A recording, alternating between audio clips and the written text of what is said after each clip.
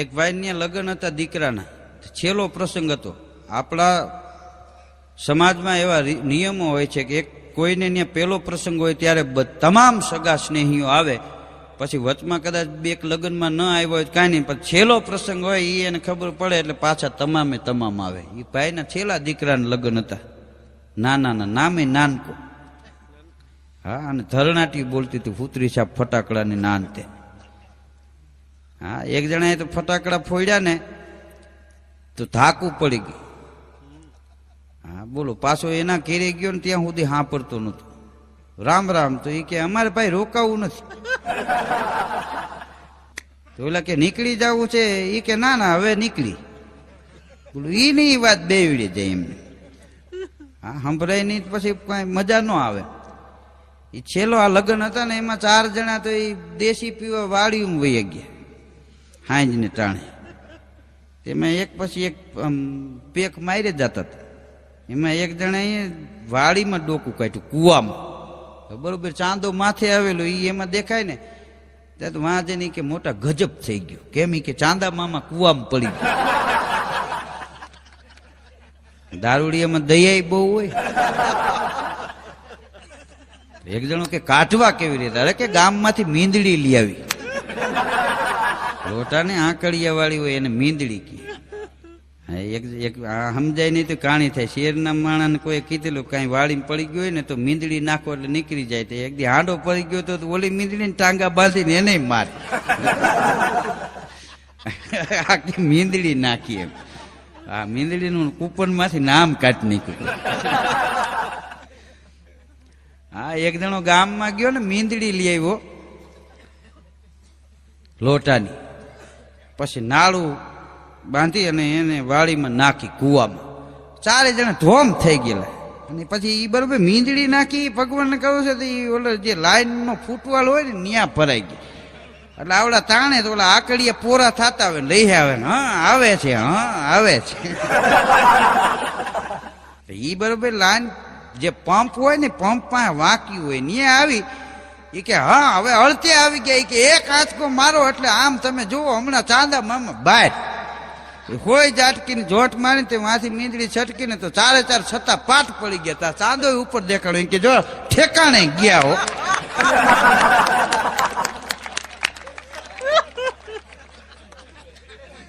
જેને જોયું તું એ તો કે સારું થયું મોટા મેં જોયું ને કે બિચારા આવા હારા પ્રસંગમાં આના પ્રાણ જાય ને. એને એમ કે આપણે કાયટાના પરબર હાથે છે. એને ઊંચું તો જોયું જ નતું. એ સીતા પાઠ પડ્યા તઈ ખબર પડી. આ ઝીણી ઝીણી વાતોમાં હાસ્ય મળી જાય. દવા હવા ને હાસ્ય જીવનમાં બધું ઉપયોગી છે. જેટલી માણસને દવા કામ કરે છે એટલું હાસ્ય કામ કરે છે. જિંદગીમાં જે માણસ કોઈથી દાંત નો કાઢતો હોય ને એનો ભરોસો ન કરો. હા, દાંત કાઢે એ મુલાયમ હૃદયનું હોય. હા, અમુક અમુક ખાવ નરદમ ખોટા દાંત કાઢે. આપણે દાંત કાઢી હમો બેઠ બેઠ કાંઈ ન હોય. બોલો, ઊંડાણમાં પાડી રણકતી હોય એવું લાગે.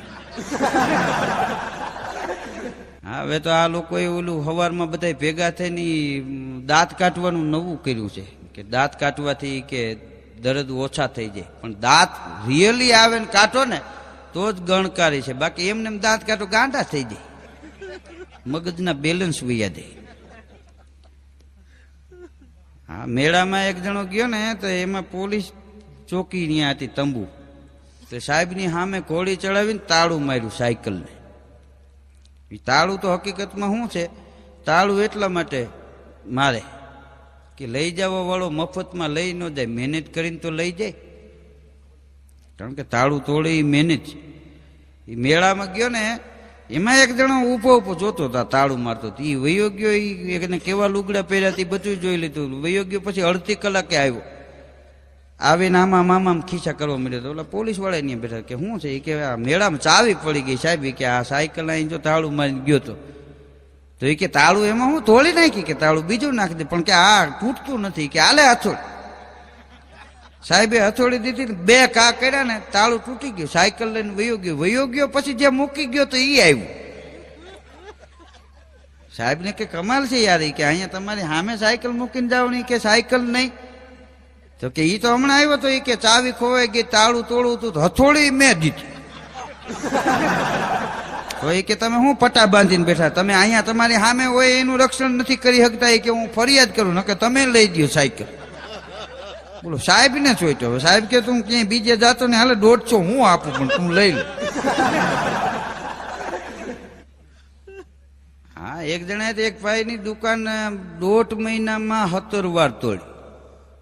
સાહેબે કીધું કે તને આનું એકનું જ ઘર જડે છે, એ કે હું એનો ફેમિલી ચોર છું, એના કુટુંબ સિવાય બીજે ક્યાંય લેવું નહીં.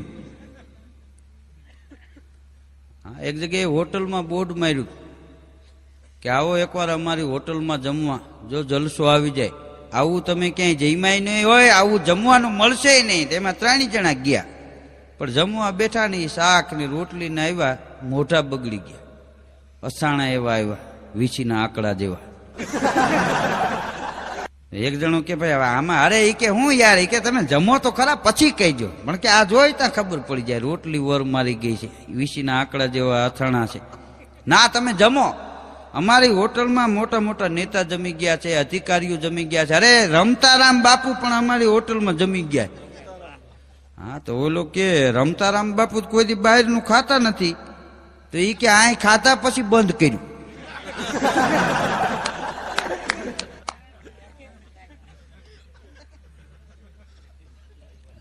એક જણો હોટલમાં જમવા ગયો ને, હોટલના માલિકને બોલાવીને કે તમારી હોટલમાં ચોખ્ખાઈ બહુ છે. હે, તમારી હોટલમાં ચોખ્ખાઈ બહુ છે. તો કે કેમ? એ કે જો વાસણમાં હાબુની વાસ આવે છે. એમ નથી કેતો, ઘણા માણસો ઘણા જોજો ગુલાબમાં કાંટા જોવે ને ઘણા કાંટામાં ગુલાબ જોવે. હા, દ્રષ્ટિ એક ની એક હોય, પણ વિચારો ફરી જાય. સારું જોવાની જેને ટેવ હોય એને વાંધો ન આવે, એને આંખોના નંબરે ન આવે. હા, અમુક અમુકને લગ્ન થાય ને પછી 1.5 નંબર કે 2 નંબર હોય ને એ પૈગે ઉતરી જાય. આ કપાસિયું થાય એ એની થાય. આમું તપ આવે ને એટલે એ આંખના નંબર એ હરડા હેઠ.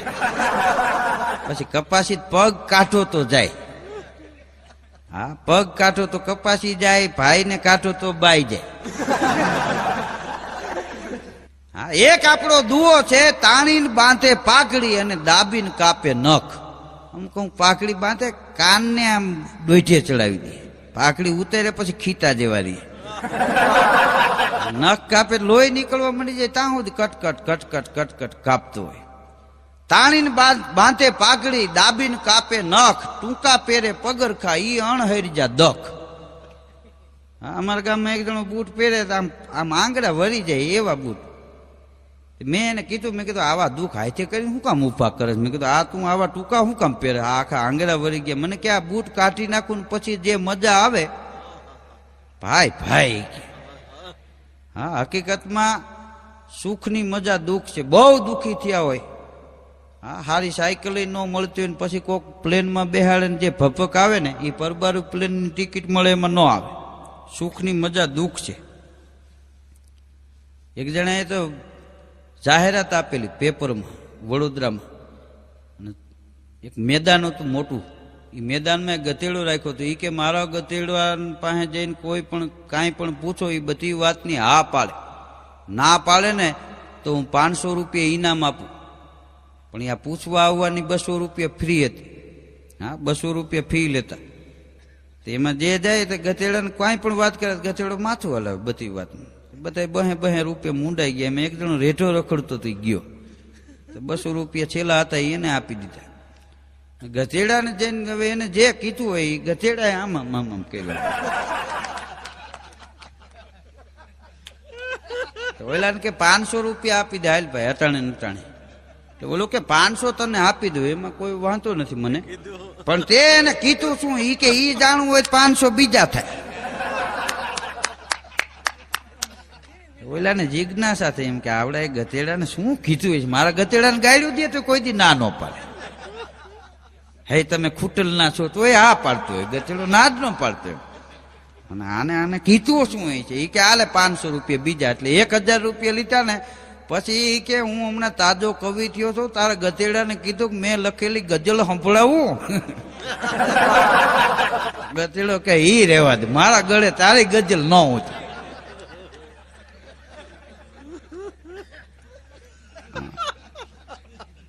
હા બોલો, ઘણા આવું લખે છે. હા પરબરા કવિ થઈ ગયા. હા કવિ તો હકીકતમાં ઈશ્વરનો સંદેશો સમાજને આપે એ કવિ. કવિ જગતની માલિપા થઈને આવે છે, ઈશ્વરનો સંદેશો આપે છે. કવિ છે ને એ અમર છે. કવિના નામને કાળ પણ ખાઈ ન શકે. કહા નૃપ યુધિષ્ઠિર, કહા વિક્રમ ભોપાલ, કીર્તિ ઉનકી રહ ગઈ સબકો ખા ગયો કાલ.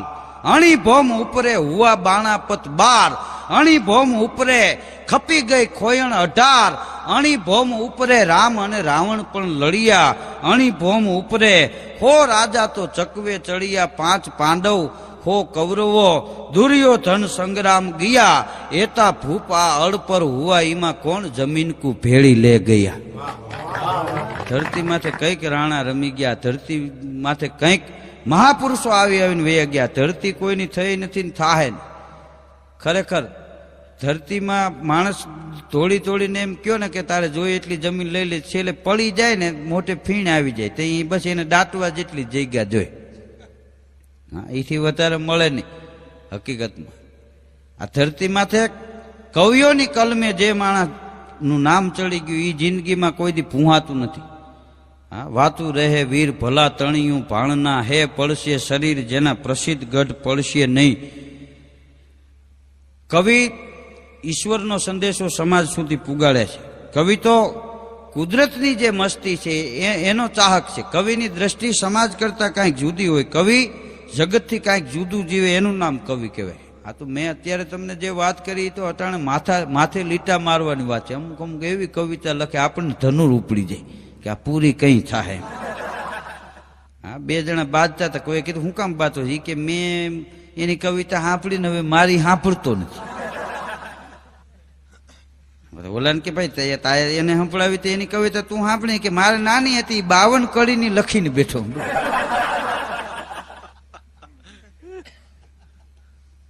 હા એક બાપાને તો એક ભાઈ આવીને પૂછેલું કે કેટલા દીકરા? તો કે 3 ઠાકરે દીધા. બહુ સારું. શું કામ ધંધો શું કરે? સમાજનો નિયમ છે કે તમારા આંગણે કોઈ મહેમાન આવે, કોઈ સગા આવે, કોઈ સંબંધી આવે તો એ આંગણે આવીને કોઈ દી એમ નહીં પૂછે કે તમારું બેંક બેલેન્સ કેટલું છે. એમ કહે કે તમે ધંધો શું છે. ધંધાથી માણસ ઉજળો, સમજી લેજો. ધંધાથી જ માણસ જગતમાં ઓળખાય છે, ધંધાથી માણસ ઉજળો ગણાય છે. એ કે ધંધો શું કરે તમારા 3 દીકરા? એ કે મોટો દીકરો છે એ વકીલ છે. હા તો વસ્તેરો કે ડોક્ટર છે. કે બધાયથી નાનો એ કે કાપડની ફેરી કરે છે. તો કે બિચારા નાનાને તાણ રહેતી છે કે રેજ ને આ બેયનું એને પૂરું કરવું પડે.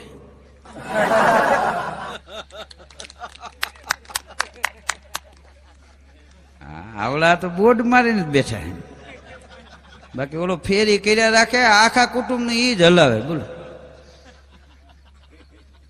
આ કોર્ટમાં એક જણાને જજ સાહેબે કીધું કે તમારા ઉપર કેસ છે કે તમે તમારી ઘરવાળીને ઢીકા પાટા ગળદા માર્યા છે. નો માર્યા હોય તો ગીતા ઉપર હાથ મૂકી અને કયો કે મેં નથી માર્યા. તઈ ઓલાએ કીધું કે સાહેબ મેં માર્યા છે, મારાથી કેમ કહેવાય? મારું નામ ભલે જૂઠાલાલ લ્યો, બાકી હું જિંદગીમાં જૂઠું નથી બોલ્યો. મેં મારી ઘરવાળીને ઢીકા માર્યા, પાટા માર્યા, ગળદા માર્યા, જે હાથ આવ્યું માર્યું. બોલો શું છે તમારે? હા હામાં વટતી ઉપર એક તો હાઠીકા દેવાનું, પાછા આમ કઈ ઉપર.